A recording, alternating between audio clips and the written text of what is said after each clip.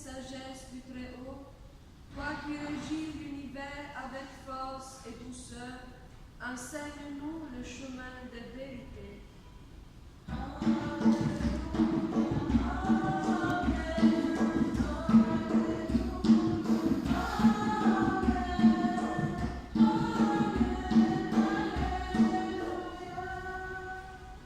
Le Seigneur soit avec vous.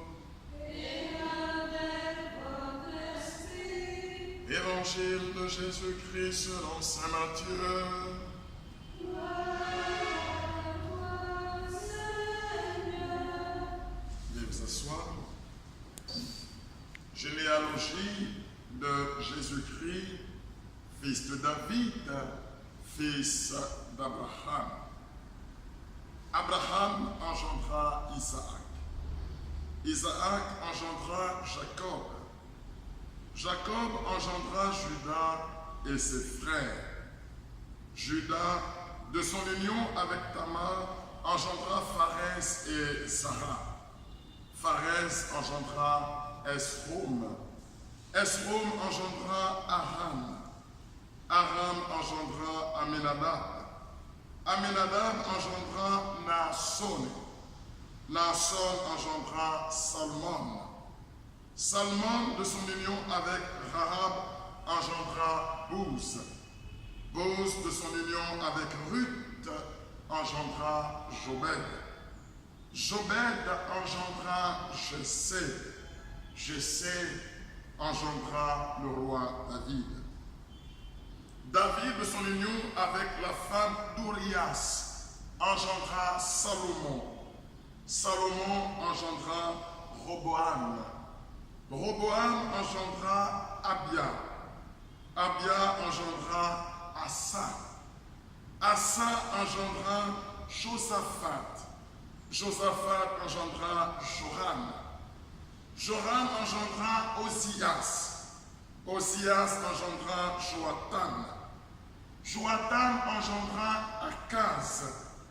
Akaz engendra Ézéchias. Ézéchias engendra Manassé. Manassé engendra Amon. Amon engendra Josias. Josias engendra Jéconias et ses frères à l'époque de l'exil à Babylone. Après l'exil à Babylone, Jéconias engendra Salathiel. Salathiel engendra Zorobabel. Zorobabel engendra Abioud.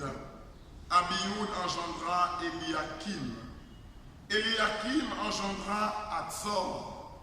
Azor engendra Sadok. Sadok engendra Akim. Akim engendra Élioud. Élioud engendra Éléazar. Éléazar engendra Mathan. Mathan engendra Jacob. Jacob engendra Joseph, l'époux de Marie, de laquelle fut engendré Jésus, que l'on appelle Christ. Le nombre total des générations est donc, depuis Abraham jusqu'à David, 14 générations. De David jusqu'à l'exil à Babylone, 14 générations. De l'exil à Babylone jusqu'au Christ, 14 générations. Acclamons la parole de Dieu.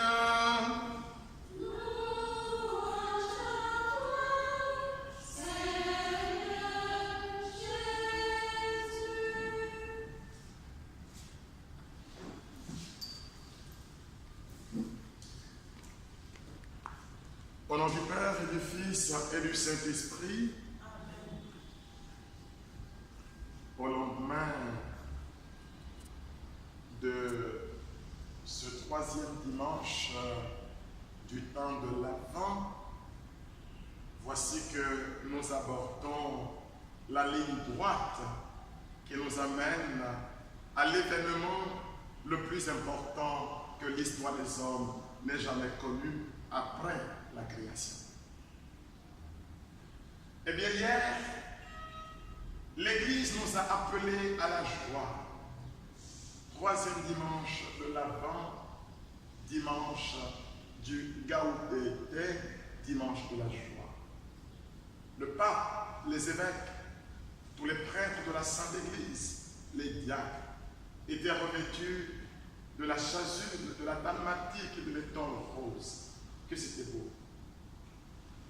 Et cette couleur était déjà l'annonce de l'aurore, du soleil qui va lever bientôt. La nuit est bientôt finie. Vous voyez, quand le jour se lève et que vous regardez à l'horizon, 4h30 du matin en Côte d'Ivoire, à 5h, vous voyez dans le bleu qui commence à apparaître loin devant, des filets de roses et qui dit que le soleil va se lever. Le Christ est à la porte. Voilà pourquoi nos cœurs sont débordants de joie. Il y a un frémissement de bonheur en nous. Parce que l'espérance et l'attente de tous les hommes bientôt sera comblée. Il est le soleil levant, le jour qui va briller et qui ne finira pas. C'est ça l'événement de Noël. Un soleil qui va lever et qui ne s'éteindra plus, qui ne sera plus jamais éclipsé. Voyez, voilà pourquoi justement au jour de la passion glorieuse de notre Seigneur, de sa crucifixion en croix, alors qu'il était enlevé, arraché brutalement au monde, il y a eu un éclipse solaire, il y a eu la nuit sur le monde. Parce que Jésus est le soleil qui règne et qui ne doit plus jamais être éclipsé dans notre vie, qui doit briller sur le chemin des hommes. Il est la lumière des hommes, il le dit lui-même. Et quiconque marche derrière lui ne marchera plus dans la nuit, mais il aura la lumière de la vie. Oh, que c'est beau! Bientôt, oui, dans la nuit de notre vie, un soleil va se lever. Le ciel touchera la terre. Il y aura comme une espèce de collision entre ciel et terre pour que la terre soit envahie des rayons de lumière du ciel, pour que le bonheur de Dieu remplisse à nouveau le cœur de l'homme. Frères et sœurs, c'est ce bonheur qui nous met dans cette sorte d'agitation, voilà, dans une sorte d'incapacité à nous retenir. Éclate notre joie parce que le Seigneur vient. C'est un événement merveilleux. Et aujourd'hui, 17 décembre, où nous amorçons vraiment la ligne droite vers ce grand événement, eh bien, la liturgie nous propose des textes qui vont commencer à révéler, eh bien, le Messie de Dieu qui vient. Ses origines, le lieu de sa naissance. Dans la première lecture que nous avons écoutée, on nous indique à peu près le lieu de sa naissance. On nous indique à peu près d'où est-ce qu'il va surgir. Le texte nous dit que la royauté ne quittera pas Juda. Oh, que c'est beau! La royauté ne quittera pas Juda. On comprend donc que ce Fils de Dieu sera de la tribu de Juda, qu'il sera fils de David. Et l'Évangile répond à cette première lecture en nous donnant l'un des plus beaux textes, en tout cas pour moi, de l'Écriture. On n'a cité que des noms, mais pour moi c'est l'un des plus beaux textes de l'Écriture, qui retrace dans l'histoire et dans le temps, oui, la généalogie de Jésus, pour confirmer les prophéties de l'ancienne alliance et nous dire que nous sommes aux portes d'une nouvelle alliance. Et dans cette longue liste, allant d'Abraham, le père de la foi, qui a désiré voir le jour de Dieu, mais qui l'a vu que de loin, jusqu'à l'événement de Christ, en passant par Joseph, on nous dit bien qu'il sera de la lignée de David. Beaucoup de gens disent, voilà, Jésus, il est fils de David, mais à peu près quoi, par adoption, parce que c'est Joseph qui est de la lignée de David. Et puis, tout de suite, il y a un saut qualitatif dans l'Écriture, on passe de cette généalogie patriarcale, parce que ce sont que des hommes qu'on a cités, et on va commencer une nouvelle ère, mais une nouvelle ère sous un profil féminin. La vie va jaillir cette fois du sein de la femme. C'est beau, que c'est beau. Marie est présentée donc comme la Ève nouvelle, qui va débuter une nouvelle génération, une nouvelle généalogie. Mais ce que l'Évangile ne nous dit pas, mais que nous devons deviner aisément, c'est que si Joseph est de la lignée de David, Marie ne pouvait pas ne pas être de la lignée de David. Pourquoi? Parce que dans la tradition des Juifs, on ne prend femme que dans sa parenté. On ne prend femme que dans sa parenté. Si Joseph prend femme et que cette femme s'appelle Marie, elle ne peut pas ne pas être, même si le chrétien ne le dit pas, noir sur blanc de la parenté de David. Jésus n'est pas fils de David par adoption.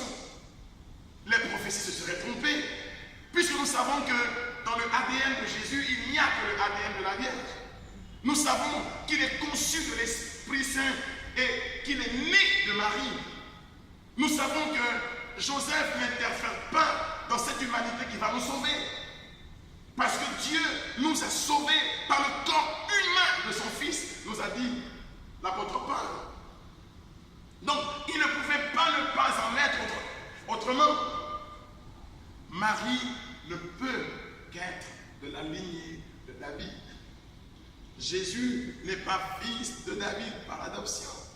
Jésus est fils de David selon l'accomplissement des prophéties.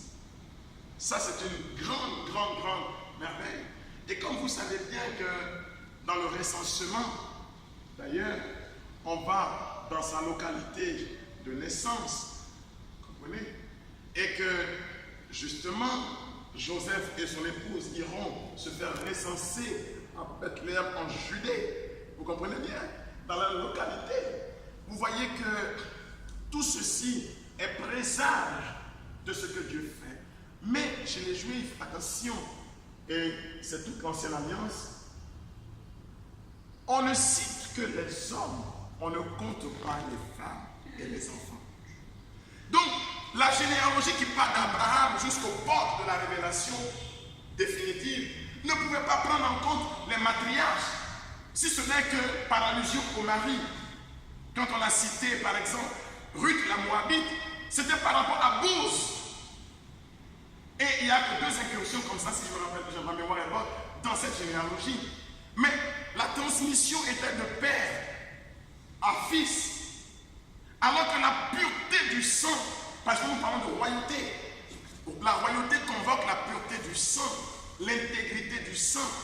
Or, l'intégrité du sang du côté de la mère.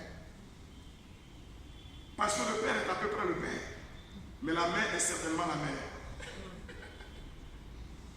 Vous comprenez ce que je veux dire? Donc, on ne peut pas dire qu'il est de la lignée dans la pureté du sang, puisqu'on parle de royauté, sans que Marie n'ait une acquaintance avec cette royauté-là. Vous comprenez ça? Mais ça, c'est la connaissance de la culture juive et l'intelligence des Écritures qui peut nous amener sur ce chemin.